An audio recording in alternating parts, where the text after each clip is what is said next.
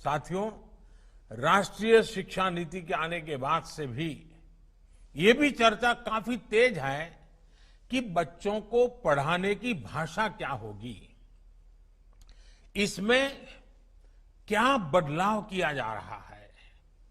यहां हमें एक ही वैज्ञानिक बात समझने की जरूरत है कि भाषा शिक्षा का माध्यम है, भाषा ही सारी शिक्षा नहीं है।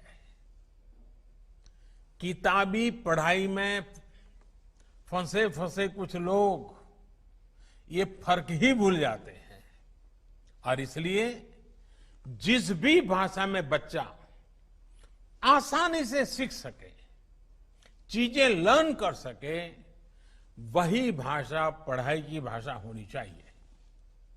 ये देखना जरूरी है कि जब बच्चे को हम पढ़ा रहे हैं तो जो हम बोल रहे हैं क्या वो समझ पा रहा है, समझ रहा तो कितनी आसानी से समझ रहा है।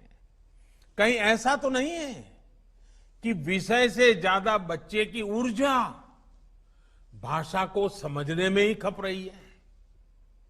इन्हीं सब बातों को समझते हुए ज्यादातर देशों में भी आरंभिक शिक्षा मातृभाषा में ही दी जाती है। आप में से बहुत से लोग ये जानते होंगे कि 2018 में programme for international student assessment PISA की टॉप रैंकिंग वाले जितने देश थे, जैसे कि Estonia, Ireland, Finland, Japan, South Korea, Poland, इन सब देशों में प्राथमिक शिक्षा मातृभाषा में ही दी जाती है। ये बात स्वाभाविक है कि जिस भाषा को सुनते हुए बच्चे पलते हैं, जो भाषा घर की भाषा होती है, उसी में बच्चों की सीखने की गति बेहतर होती है। वरना होता यह है कि बच्चे जब किसी दूसरी भाषा में कुछ सुनते हैं तो पहले वो मन में उसे अपनी भाषा में ट्रांसलेट करते हैं, फिर उसको समझते हैं।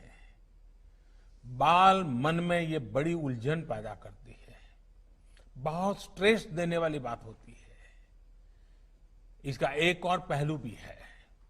हमारे देश में खासकर ग्रामीण क्षेत्र में पढ़ाई मातृभाषा से अलग होने पर ज्यादातर पेरेंट्स बच्चों की पढ़ाई से जुड़ भी नहीं पाते। ऐसे में बच्चों के लिए पढ़ाई एक सहज प्रक्रिया नहीं रह जाती, बल्कि पढ़ाई स्कूल की एक ड्यूटी बन जाती है। पेरेंट्स और स्कूल के बीच में एक खाई हो जाती है, एक दीवार हो जाती है। इसलिए जहां तक संभव हो, कम से कम ग्रेड 5 कक्षा 5 तक शिक्षा का माध्यम मातृभाषा, स्थानीय भाषा रखने की बात राष्ट्रीय शिक्षा नीति में कही गई है। मैं देखता हूं कुछ लोग इसे लेकर भ्रम में भी रहते हैं। राष्ट्रीय शिक्षा नीति में मातृभाषा के अलावा कोई अन्य भाषा सीखने सिखाने पर कोई प्रतिबंध नहीं है, कोई रोक नहीं लगाई गई है। अंग्रेजी के साथ जो भी विदेशी भाषाएं अंतर्राष्ट्रीय पटल पर सहायक है, अगर बच्चों का मन करता है जरूर पढ़े, सीखें, किसी को इतराज नहीं है। और जितना ज्यादा सीखेगा अच्छा ही होगा।